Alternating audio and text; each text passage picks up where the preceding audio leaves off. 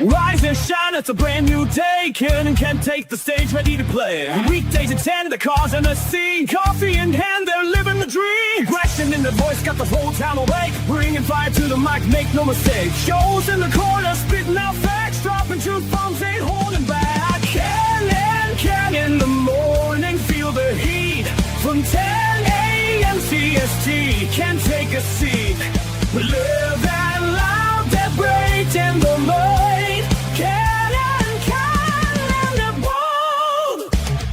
Light up your speakers, crank up the sound. They're talking about life upside down. Opinions exploding like a sonic blast. In the studio, they're built to last. With passion and grit, they engage and ignite. Every single week, their foes can't fight. From sports to politics, This is a Huddle Sports Network broadcast. You can find us on Roku TV, Amazon Fire TV, Facebook, and of course YouTube. Get all your NFL news here first. Good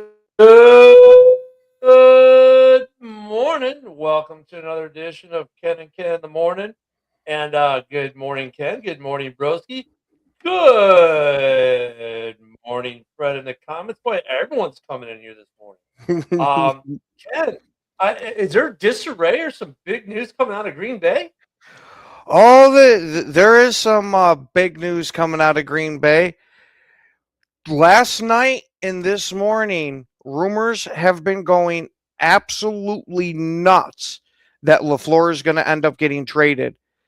That this is why how they were working on a contract extension took so long, and people were speculating about it. You even had Ian Rappaport saying something about it, like, this is taking a lot longer than it should. There's something more here, and now we're starting to hear that he might get traded.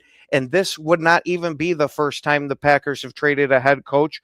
We had traded Mike Holmgren for a second-round pick to the Seahawks. So we might be getting some major news here in the coming days. Who are they saying he's getting traded to?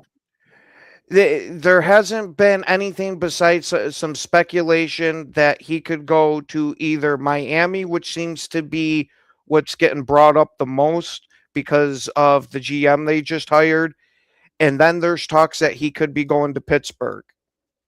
See, I was going to say Pittsburgh actually makes a very intriguing prospect. And especially with the rave reviews that Rodgers just gave him, that might be a way for Pittsburgh to keep Rodgers if they wanted to keep him. And no, we ain't taking one of them. No Chicago Bears coaches. Right now, with this being nothing but rumors, I am going to live in full hopium and say, give me John Gruden. But reality-wise, give me Stefanski, Harbaugh, or even Mike McDonald. Well, I mean, that's the other tricky piece of that there, okay? This is where I'm going to rain on the hopium parade in Green Bay. So you want to trade LaFleur and get Harbaugh. Cool. They've had no official contact with Harbaugh or Stefanski, or any other coach that's been reported.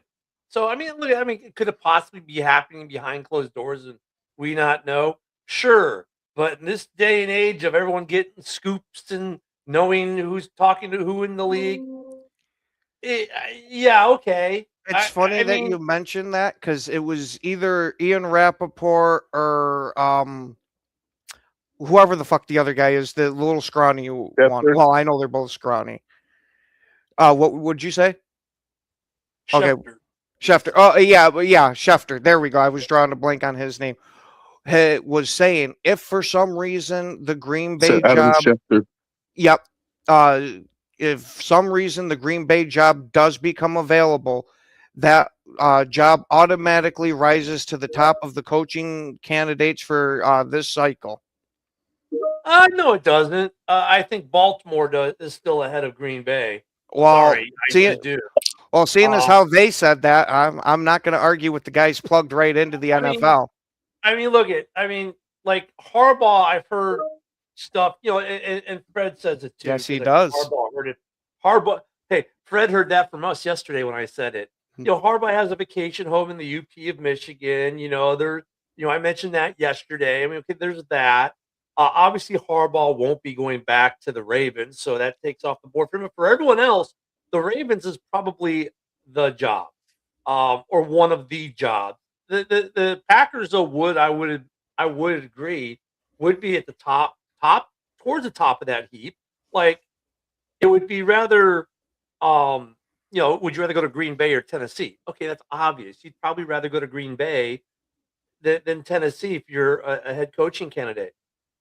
But like Atlanta, that's a really good job still because they've got a lot to work with.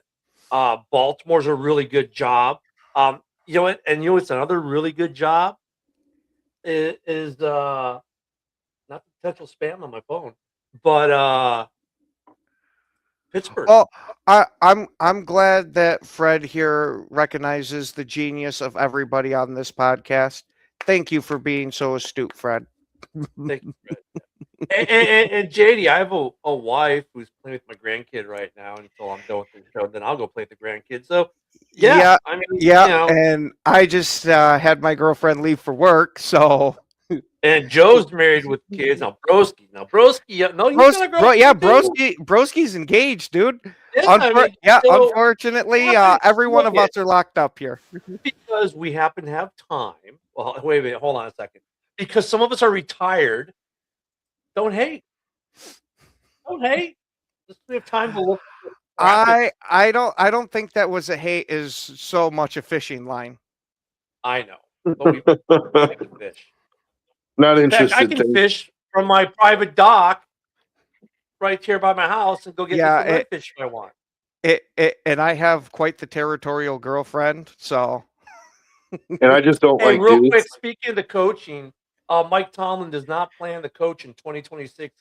So basically, this was the thing with the Tomlin resignation, right? People are like, well, he's got 1 year in his contract. If he goes anywhere, Wait, hold on. I think we gotta have Joe and Fred fight for who gets put on the title. oh, so Tomlin, has 1 year in the contract, and was brought. But yeah, if he wants to coach somewhere, they have to make a trade. Well, it came out last night. Tomlin plans on taking the year off. So if Tomlin does come back to coaching, sorry, Pittsburgh, you get nothing. Wait, hold on. Wouldn't that still mean even if he takes a year off that he would still be under contract? Because didn't that happen with Sean Payton? Mhm. Payton's contract wasn't fully up yet when he went back to coaching. No, he still had time remaining, like Tomlin still has time remaining. Right, Yeah, but they no, had he to had more time. compensate him. He had more time. He had more time. I respect Joe. You could have. He had more time left on his old contract than Tomlin did. He had more than a year left. He had like 2 or 3 years left on his contract when he retired. So, if Tomlin wants to come back in a year, they're scot free. So right now, he said he's not planning on taking any interviews. So it looks like he may go the look at. I mean, the dude was the head coach there for 19 years. I wouldn't blame him to not coach anymore, to be honest with you. I mean, he might just do what his predecessor did and go into TV and make lots of money to not have a stressful life. You know what I'm saying? It's not necessarily rocket science, right? I mean, folks just make the assumption, they're going to go back to being coaches. Well, maybe not. Okay, yeah. Ken is right. He had 3 years remaining and not 1. Well, I was right. That's why I said it, because I already knew. Hey, like each and every one of us hasn't been wrong and proven wrong on this show. Yeah, I'm just saying, but I actually knew this. I mean, look, he may go to CBS or something like that because the money is. Look, there's a reason some of these guys don't go back to coaching. I mean, they can still coach. Like Howard, could still coach, but the money's easy on TV. What do you got to do? Be at the studio every Sunday. That's it. No meetings. I mean, you do some meetings, but not like the stress level goes from here to here. They get. Oh wait, it's like us, except they get paid. Our stress level doing this show is like next to nothing. We just show up and talk about football and what we know and love. Well, that's all Mike Tomlin would have to do. No more having the scheming. No more having to answer to the media because, well, he would be the media. I mean, I would not be surprised if he does not coach. I would not be surprised. I was gonna say he's made decent enough money. He's Yeah. already has a Super Bowl on his resume. He's done damn near everything besides repeat the Super Bowl. So if I'm him, I'd think about it too. You And know, he's probably at that point too, where he's like, after 19 years, you probably got a little bit of burnout, as most people get in any career field. After a certain amount of time, you get a little bit of a burnout, and he's in a position where he can be like, "Hey, Joe, I'm going to take a year off and see if I really miss this, and then I'm going to decide if I want to come back." I mean, who wouldn't love to be in that kind of position? He is, so why not take full advantage of it, right? yeah.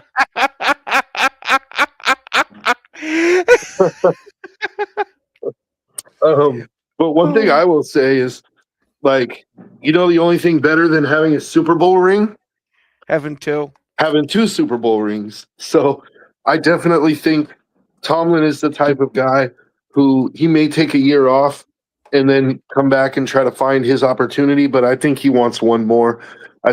He seems like the kind of guy that's not going to stand on, like, oh, well, I had to step down because I couldn't win the big one. Like, I don't think he wants that to be the narrative about his career.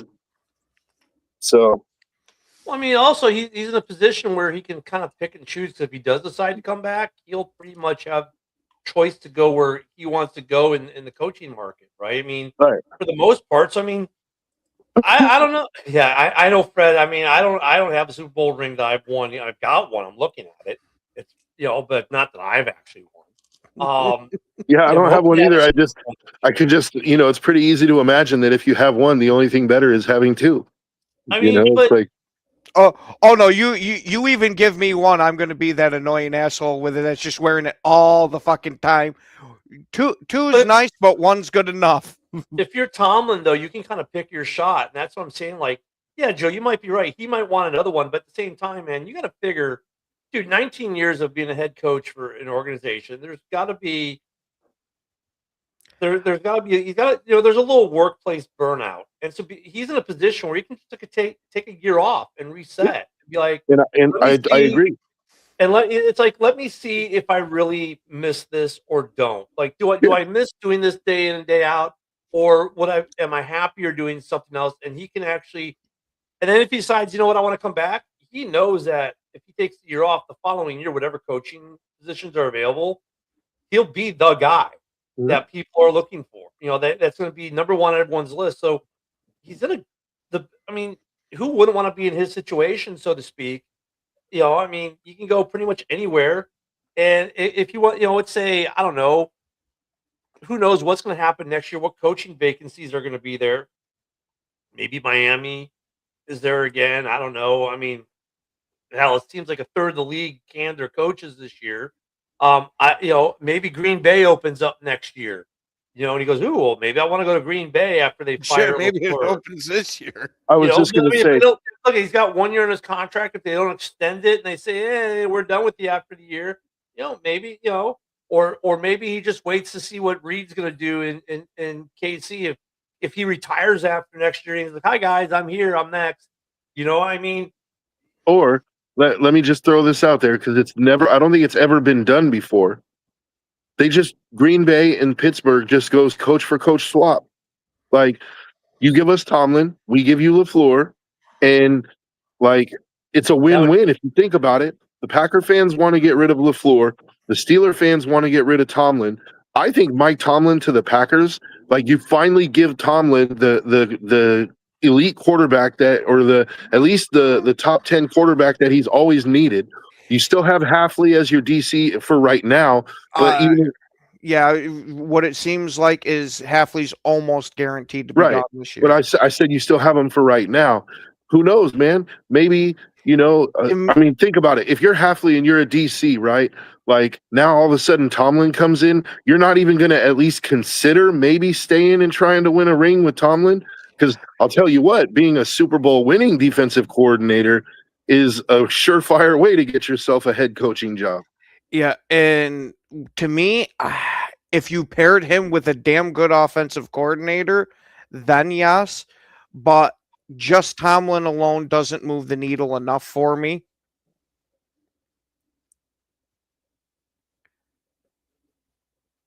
I mean, I get it, but look, dude, if I'm Tomlin, I'll tell Jordan Love, dude, you run the fucking offense. I don't care. Like, you know what I mean? You know, I actually wouldn't be against that because when we have seen Love audible love at the that. end of this year, that offense was humming.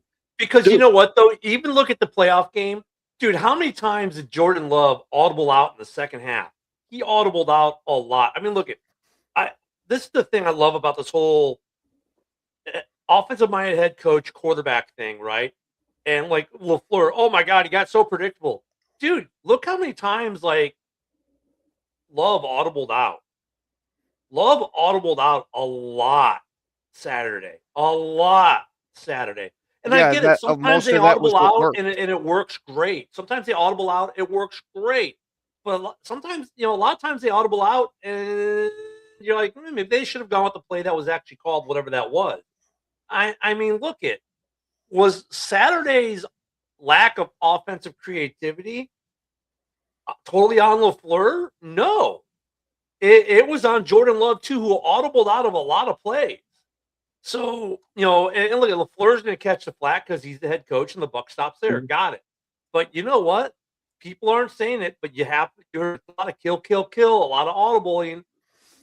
Love audibled a lot of plays in Saturday's game.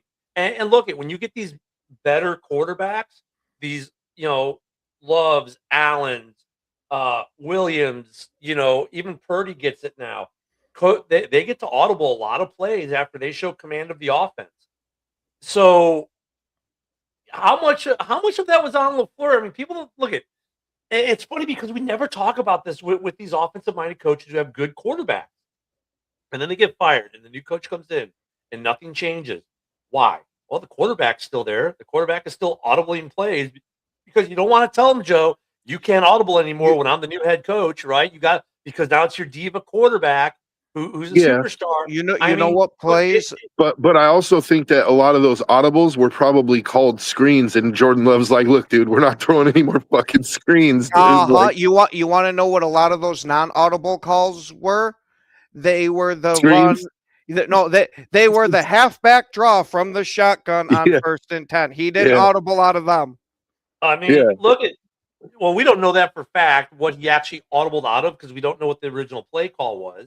No, I'm saying the overall arching point there is this: these quarterbacks audible a lot of plays, and it never gets talked about. It always gets talked about. Well, the coach, they're getting flat. They're not calling good plays.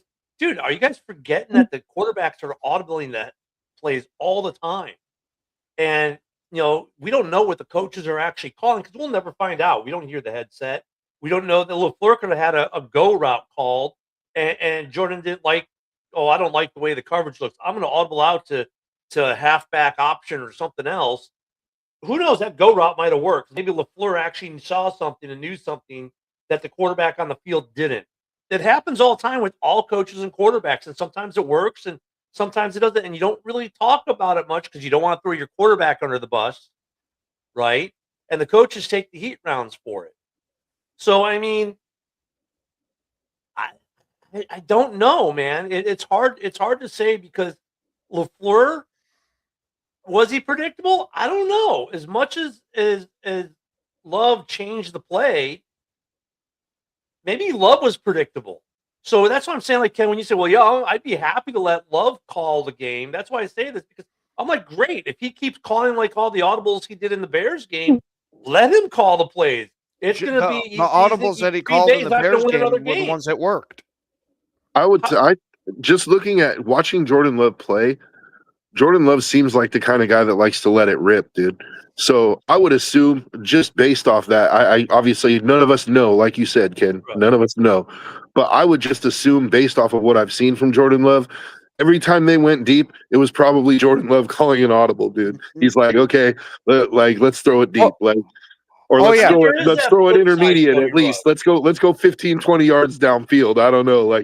That's not to say that was all of his audibles though. Like, right. I'm sure there were times where he went into a pass play and he's like, oh, I don't like this, and checked it to a run play. Like, I'm sure there's plenty of times. The flip side. You're right. There is the flip side, but I'm just saying, like, it's something that goes Yeah, it all goes on the head When was the coach. last time you heard someone talk about it? Like when they're talking about offensive play calling, when was the last time you heard any of these other talking heads or whatnot say, you know what? Have you guys actually looked at how many times the quarterback audibled in that game?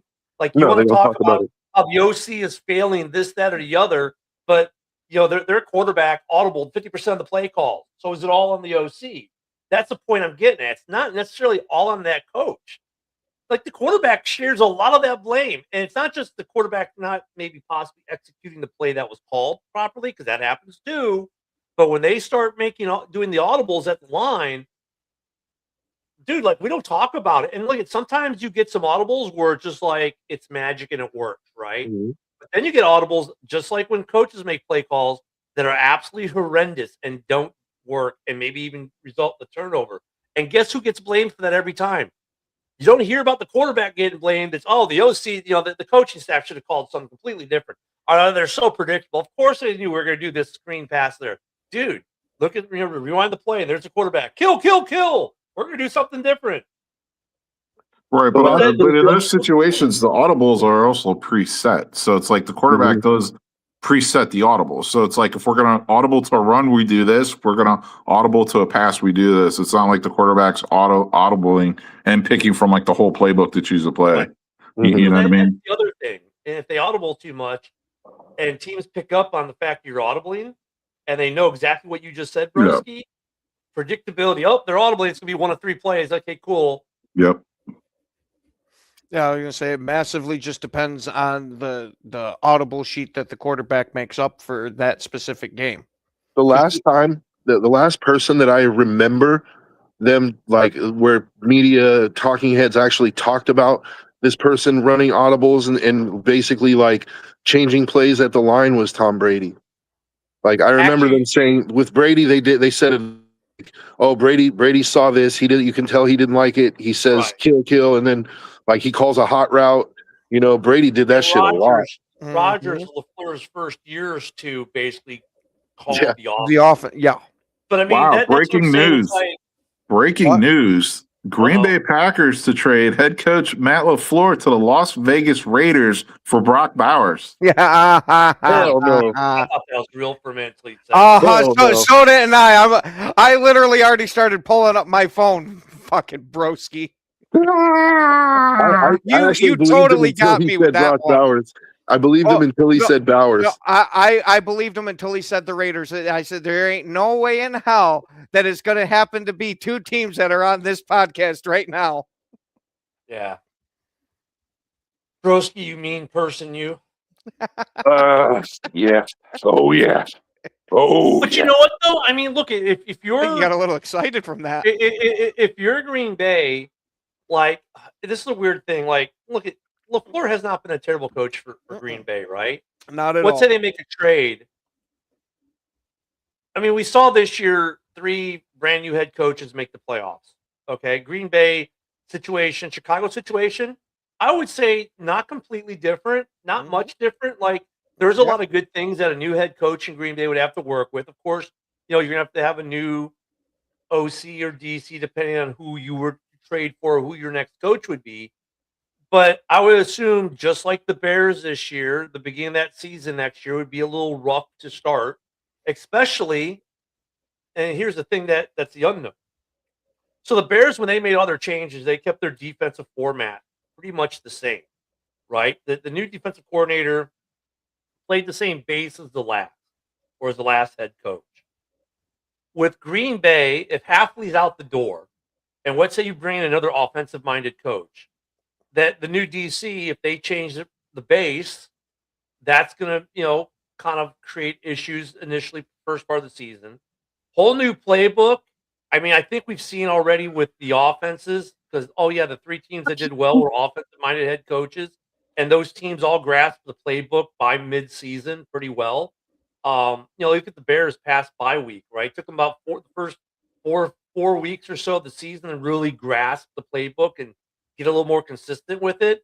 I think it would be a net positive for Green Bay, but I could already see Green Bay fans out the box. We're going to win 13 games. Like, dude, realistically, getting the new head coach, you guys might be a playoff team next year, but I don't know if it solves everything that some Packer fans, I'm not going to say all, but there are some, and Ken knows this, that who they are, who would automatically assume, oh, we got this new head coach, we're unbeatable, we're god level. I mean, tell me I'm wrong on that, because I love if you give me John Gruden, I promise I will be that guy. I don't think Gruden, believe me, I think that's full hopium, and I think the likelihood of that happening is like 1%. But I'm still going for it. It's not zero. Yeah, it is. You know why? He's still got a court case that, unlike the other one that's waiting for arbitration for Flores, is going to actual trial. He's been fighting the NFL so much, he went to Nevada Supreme Court, state Supreme Court on it. And guess what? The NFL, after that ruling, is still fighting that ruling. Dude, they're going to be another year and going in the NFL trying to get that ruling overturned before they even get close to seeing the inside of a courtroom.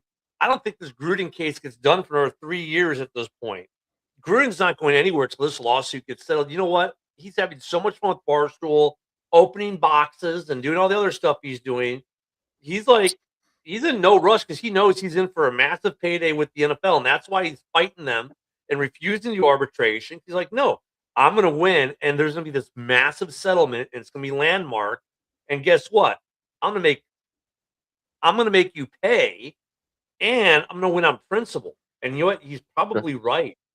Yeah, Gruden's like, I'll wait 3 years. I have no problem waiting 3 years. Yeah, no problem. He could have had the Bears job if he wanted it. He could have any job he wants in the NFL. We all know this. Any job he wants in the NFL, he could have. He really could. He's probably one of the few guys you can say that about. Let's not forget, he signed a 10-year, $100 million contract with the Raiders, and they ended up settling out after like year 3 or 4. So he made $40 million plus whatever they settled for. He's not hurting for money, dude. No.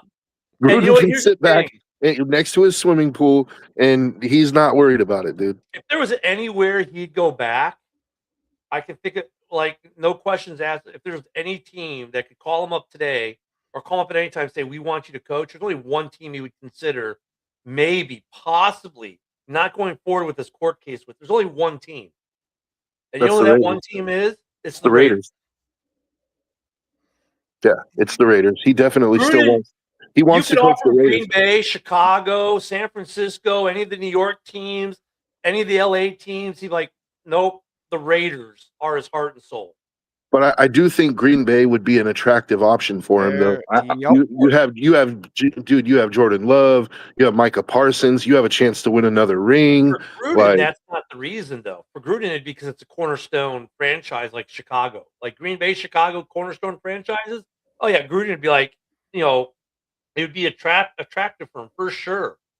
Green Bay, it's not as much about who is there; it's more the fact that it's a cornerstone franchise is why Gruden might see as attractive, or any head coach, because it's like going to Pittsburgh, Chicago, Green Bay, those kinds of places, historic places, those cornerstone franchises. If you can go there and win, you've cemented yourself in history.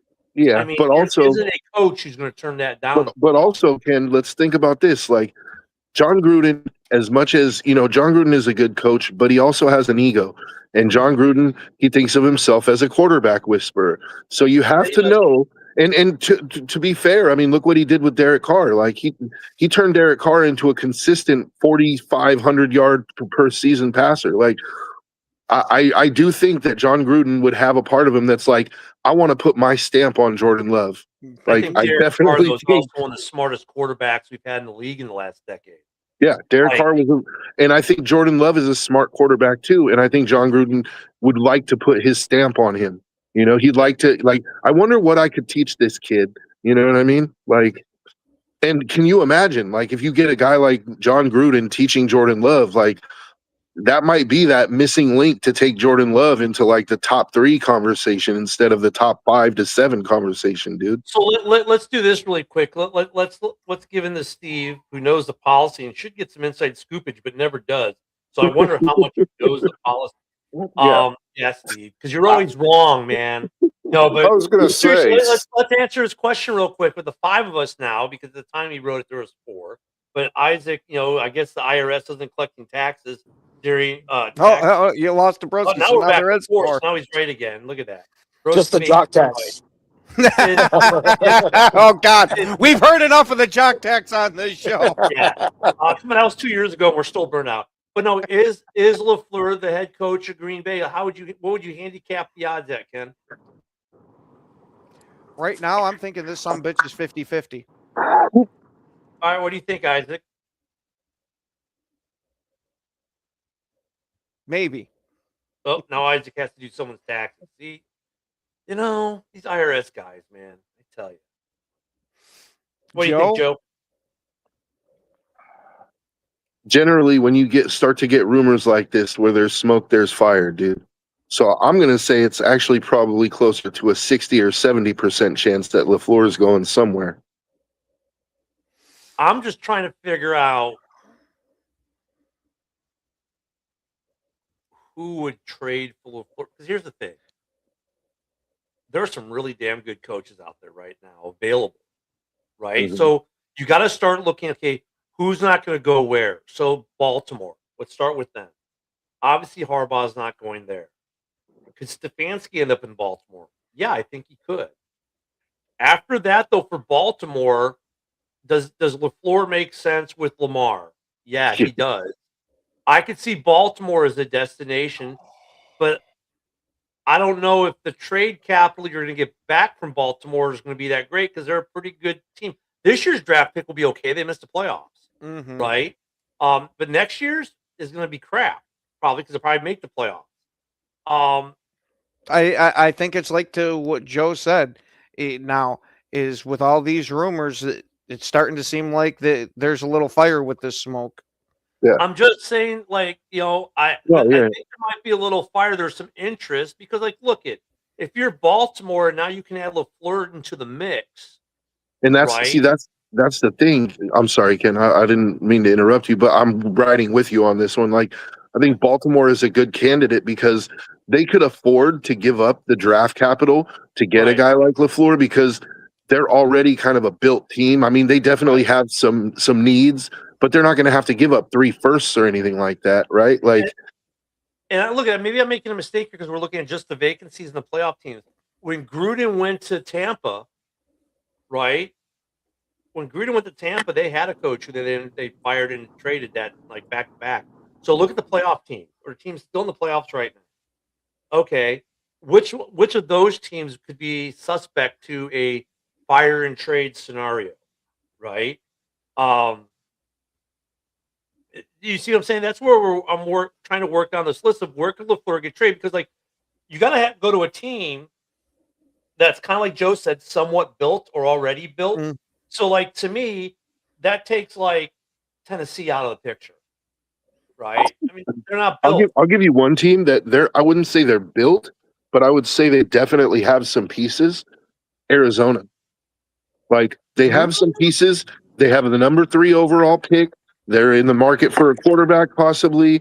Like I don't know. They're looking to get rid of Kyler Murray. Like I think Arizona. I don't know if LaFleur would be interested. Number 3 pick though, if they need a quarterback. Well, no, I'm not saying they'll give up the number 3, but I'm saying like they might be willing to give up some draft capital to get a guy like LaFleur.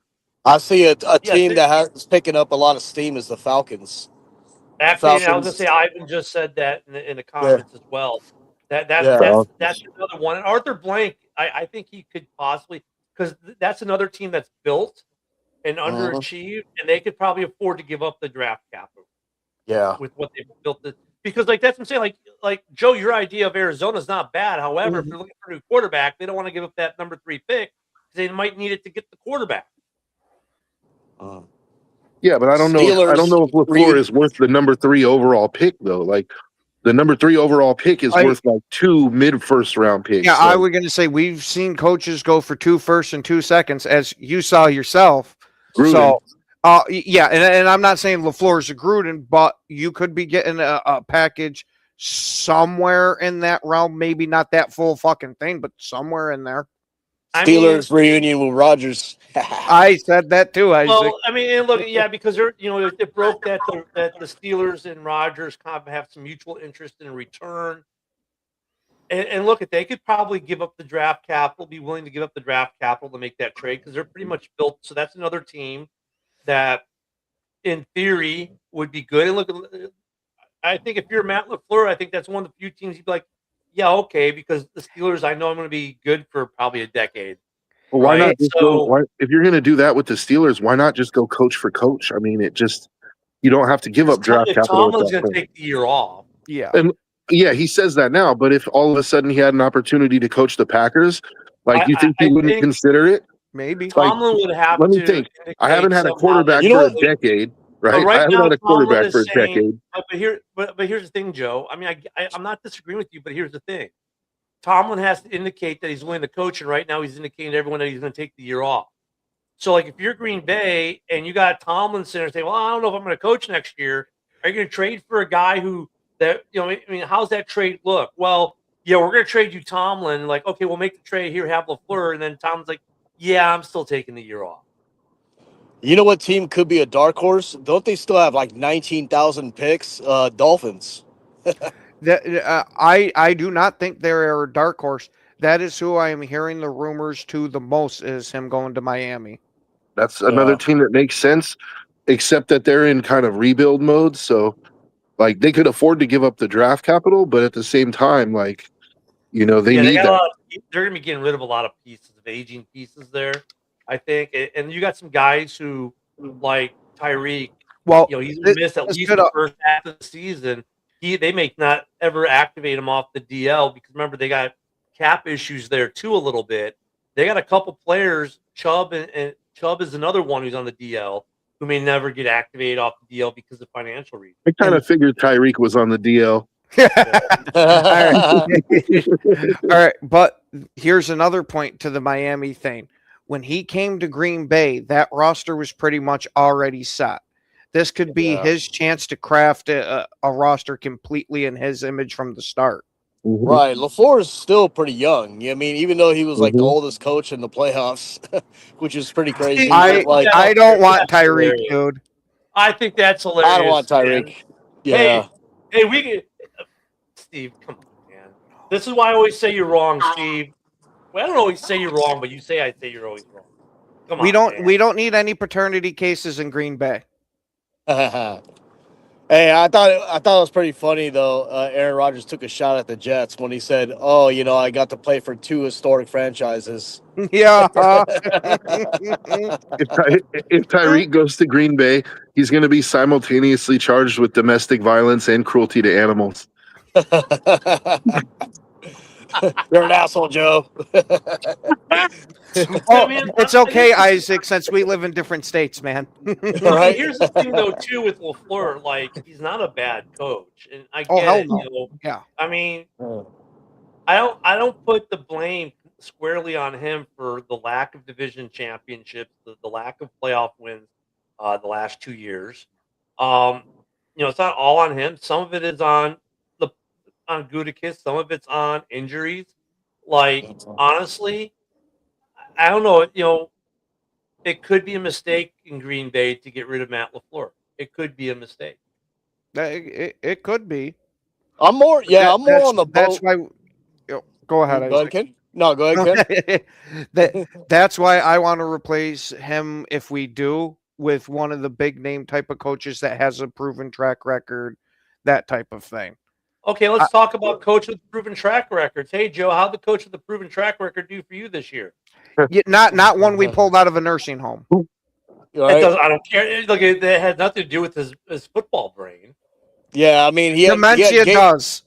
Yeah, there was oatmeal next to his Gatorade and Metamucil, so Well, that's what I'm saying, Steve. Like, Goody is as much to blame as LaFleur.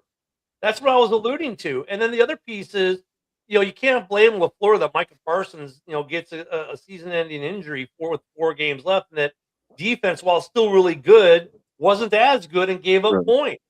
Look, this is my dream.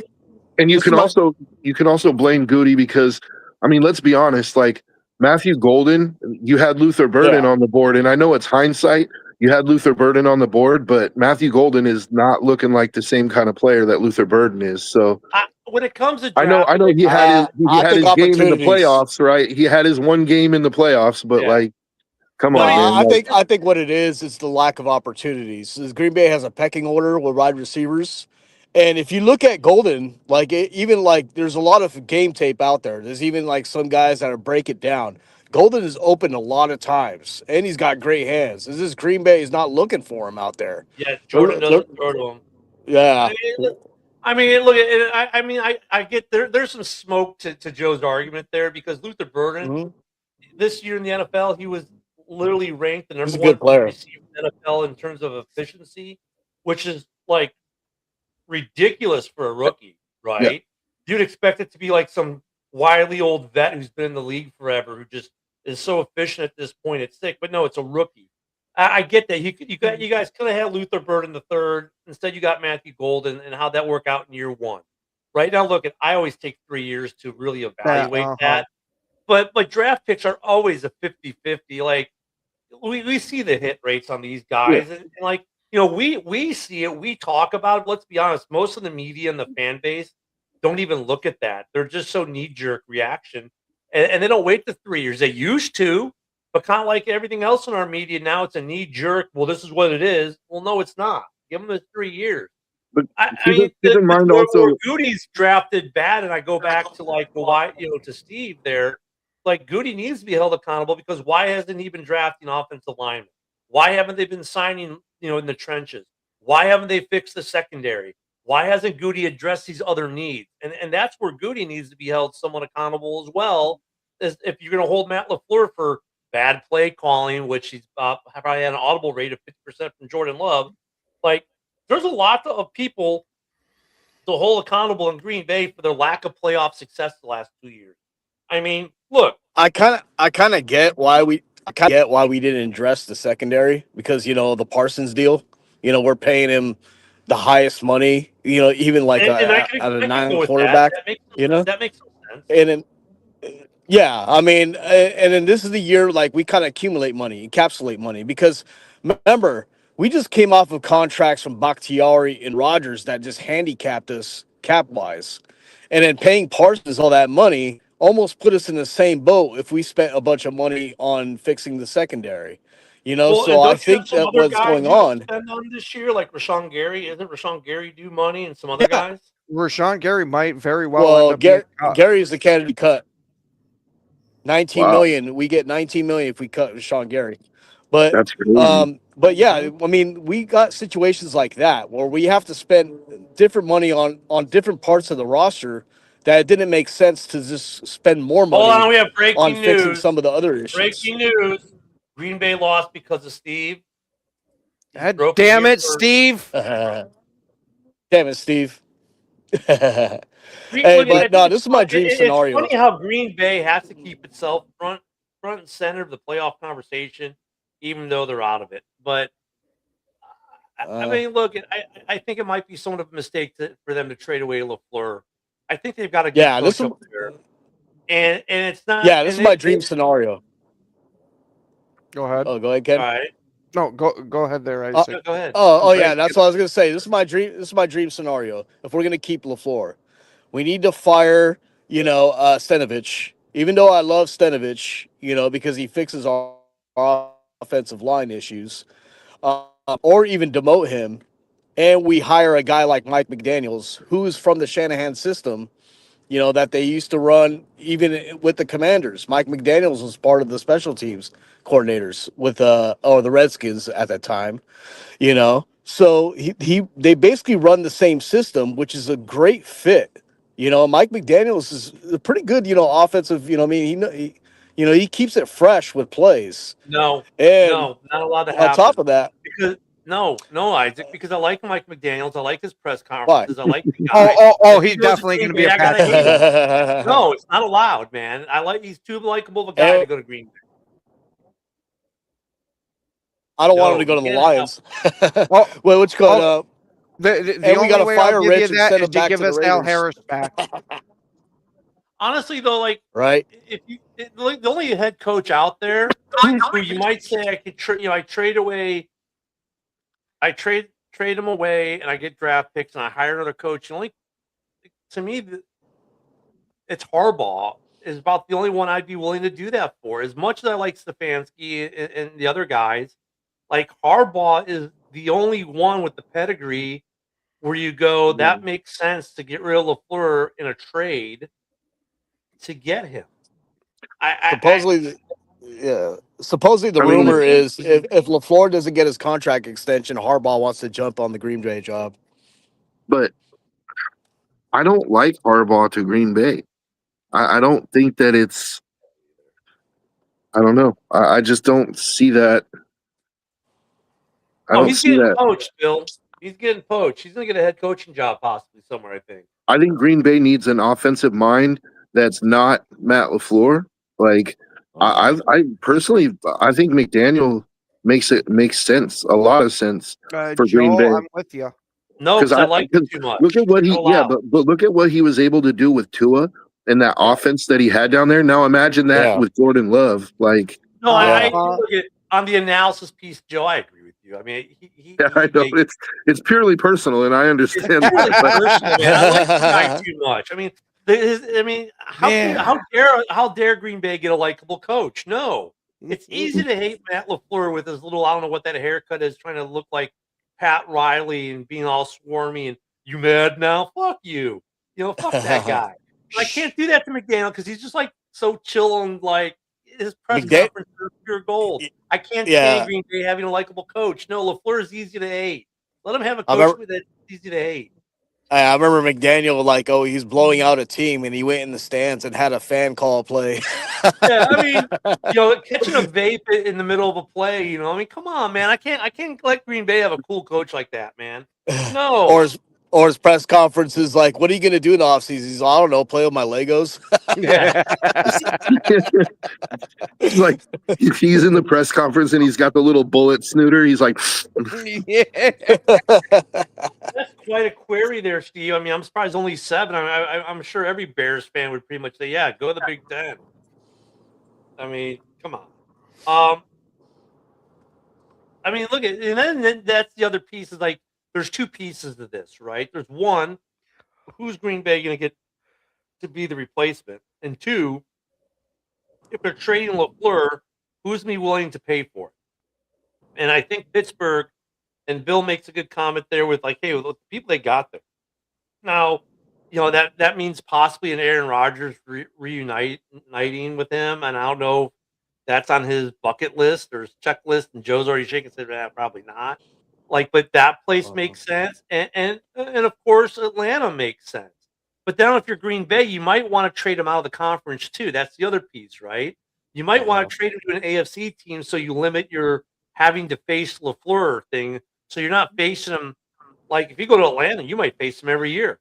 I don't want LaFleur to go to Tennessee because that place seems like it's a black hole that's just going to suck for a while. Well, that's where he came from. I mean, Cam ownership Ward is actually. might be willing. I think Cam Ward has potential, man. If they could get some decent coaching in there, and they're going to need a couple more drafts, but I don't think Tennessee is stuck in a black hole. I'm not going to give up on this Arizona thing though, because if you look at the draft order, right, the Jets draft too, and there's a lot of talk about Dante Moore, like if he does decide to come out, and Oregon just signed another quarterback, so there's a chance that there's a decent chance that Dante Moore comes out. And the Jets, I've been reading the Jets subreddit a lot. They do not want Dante Moore at all. Well, if the Jets the Jets kind of owe the Packers for the Rodgers trade a little bit. So I mean, I could see maybe the Jets and then LaFleur's career can end. I mean, that's fine with me. No, but what I'm saying is, if Arizona doesn't take Moore at 2, which I think there's a really good chance that they won't because he's going to need to sit a year. That leaves it wide open at 3, and Arizona could actually sit him a year because they could just play Jacoby Brissett, and LaFleur would have an opportunity to develop Dante Moore. And Dante Moore, as much as Fernando Mendoza is being touted in this draft class, that people are loving Fernando Mendoza, a lot of people actually think Dante Moore has a higher ceiling, just a lower floor. Hey Joe. He's a little overrated Hold to on, me. hold on. Hey, Joe. Just read that really quick, and I got the response. Let me know when you've read. I've got your response ready already. You ready?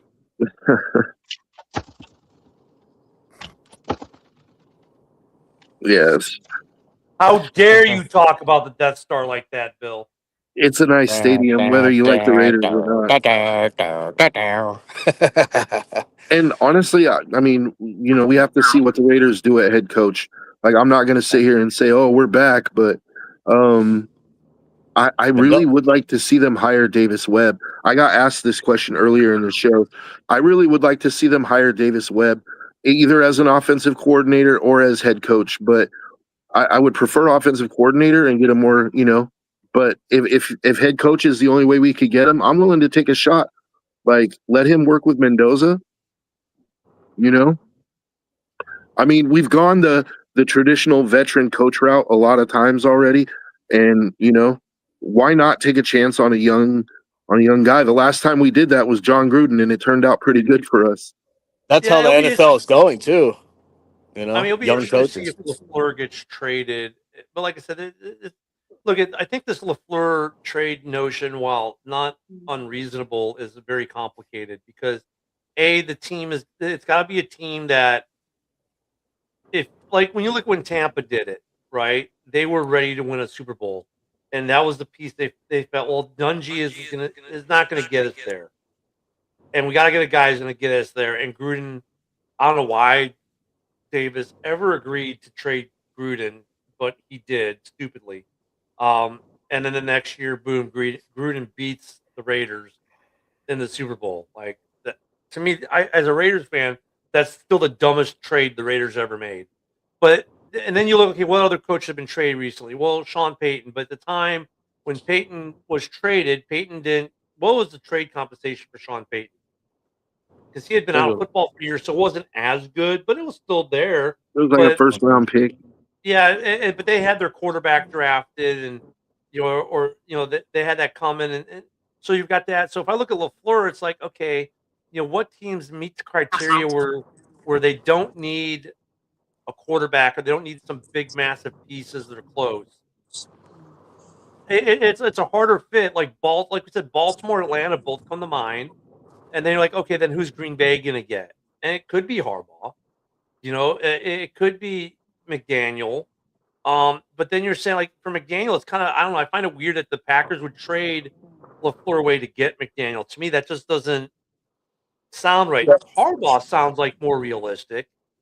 But, yeah, and Sean, it's because you guys have to be the center of the universe and always do something in the news to make sure that we're talking about the Packers.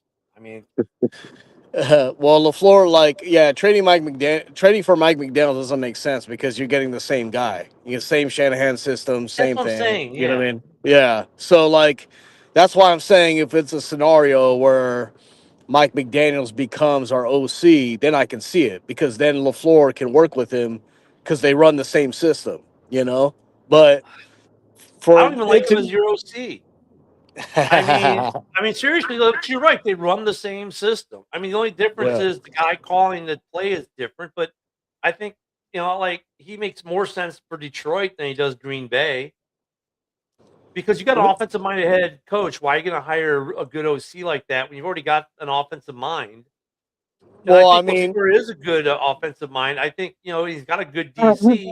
LaFleur's looking. I think fans are looking at blame LaFleur. Like, dude, you had some injuries that kind of changed the way your season went, and your quarterback. Maybe you got to look at Jordan Love, who you're paying $55 million, and say maybe LaFleur needs to go, hey, you can't audible like that all the time. You're not free to change everything like you have been. I think some of the play calling falls on Jordan Love too. Here's the thing: is even when we're healthy, LaFleur has a tendency to get conservative. We saw it in that second half versus the Bears, where he was just calling run plays up the middle, for first through third down. Like, you got to mix it up. You know what I mean? I think someone that's in his mind, let's give an example. Remember when Hackett was our offensive coordinator? He got in a room with Aaron Rodgers and LaFleur and said, hey, let's plan out our game plan through the year. And it worked out great. I think LaFleur needs someone like that. Hey, let's get in the fucking game planning room with Jordan Love and plan out how the season's gonna go, and it'll make everything better. Oh man. You want to know what's funny about that comment? Is the state that has the most rated the most rated incest is Michigan. He brought it back up. Mhm. Oh, dude. See, I mean, well, you know what, Ivan? That's true. Brissett did play pretty well, but Right. I don't And know. That, I so mean, I think Ivan agrees with me like that. It wouldn't be a terrible place for LaFleur to go. Like, I don't you think know, LaFleur is you have going the anywhere. number 3 overall pick. You have Brissett that you can start for a year while you try to either groom more, or you can pass on more, get an elite player at number 3, and then go next year, go into the draft and look for your quarterback, because it's going to be probably Arch Manning's class. Like, Mhm. you know, I I'm, really don't think LaFleur is going anywhere, to be honest with you. mm. I mean, I'm- look, I get that you guys just lost the playoff game to us. You lost 2 out of 3 to us. I get it. There's a knee-jerk reaction, and this is it. And I think I'm hoping for your sake, Steve Policy doesn't give in to that knee-jerk reaction, because honestly, I think it's a mistake for them to trade LaFleur at this point. Like, I yeah. think you're better off giving LaFleur another year and then see if you want to extend him. I mean, he's been a good coach for you guys overall. You know, yes, in the LaFleur Love era, no division championships, 1 playoff win, got it. That might not all be LaFleur. Some of that has to be on Love too. Love did play a good playoff game against the Bears. Yes, he had an opportunity to win the game and he failed. Right. So I mean, it's not like it's all LaFleur. Um, I think it's a knee jerk reaction, and Green Bay needs to feel important and stay in the news cycle. Honestly, I there might be a little smoke, and I'd kick the tires on it too. And why not? I mean, you know, there's some possibilities out there. Look, if I could get like a head coach that would be just as good or better than what I've got, right? And I can get a couple first round picks for it to do that, I would kick the tires on it too, and send up some smoke signals as well. Right. So if I think I can get Harbaugh and I can trade LaFleur to, I don't know, the Steelers for 2 first rounders, I would kick tires too. Don't get me wrong. Mhm. But I don't know. There are so many good head coaches in the marketplace right now. I don't know if they have the market for it as much as Packer fans might think, because Stefanski and Harbaugh, the guy that you'd want to replace your guy with, are out there and available for these teams to talk to too. So until some of these other guys maybe come off the board or come out, if Harbaugh comes out and says, you know, I really want to coach Green Bay, and makes that more apparent, it makes it harder. I'm sorry, Joe. I think Dante Moore is overrated. I mean, maybe coaching can make him better, why are you but like apologizing to me? I don't have a I know poster of the because dude on my you wall mentioned or him like anything. 5 times now. Like that's what I'm saying. Well, because Uh, he's the projected number 2 quarterback in the draft. That's why. yeah, I know because the quarterback class is not even that strong. You This can't Mhm. trade for Stefanski. Mendoza, Fired. Yeah, yeah, Stefanski was fired. You can't trade for him. You just have to hire him outright. yeah. I mean, and then the idea of him going to the Jets, I wouldn't want to go to the Jets if I was Dante Moore. Look how many quarterbacks have failed being with the Jets, and there's LaFleur to Cleveland. nobody to develop anybody on the Jets. You know, it's You know, like, let's think about that real quick. LaFleur to Cleveland. uh, you know what? I mean, Shador, you know, maybe coaching up Shador could help because LaFleur was a quarterback's coach. And remember, he's coached up a lot of quarterbacks, so it could work, but I don't Got know. Miles It's kind Garrett. of shaky. Browns There's things to like. There's always things to like about Cleveland. Like they have the number 6 overall pick. I think they have an additional first round pick this year. You got Miles Garrett. You got a Mhm. pretty good defense. You need some Well, help. guys, we're about out of time. Actually, we are out of time because we got less. We're in that under a minute part. Look, we're not going to talk about teams not in the playoffs for Green Bay tomorrow because we have actual teams that still are playing football, like Chicago and Yeah, unless we do get a Los trade. Angeles and New England, like teams that still have a shot at winning the Super Bowl this year that we're going to talk about tomorrow and Friday because Hey, Ken, we have Emma playoff Maniac. teams this weekend. Green Bay, we'll keep following this coaching situation in Green Bay and some of these other ones. Unless something major moves over, we will probably wait till next week to talk about it some more. Tomorrow we'll start talking about some actual teams that still have a chance at one of those behind me on Lombardi. Everyone have a great day. Keep following that news wire. Matt LaFleur, you're an Arizona Cardinal. We'll see you tomorrow.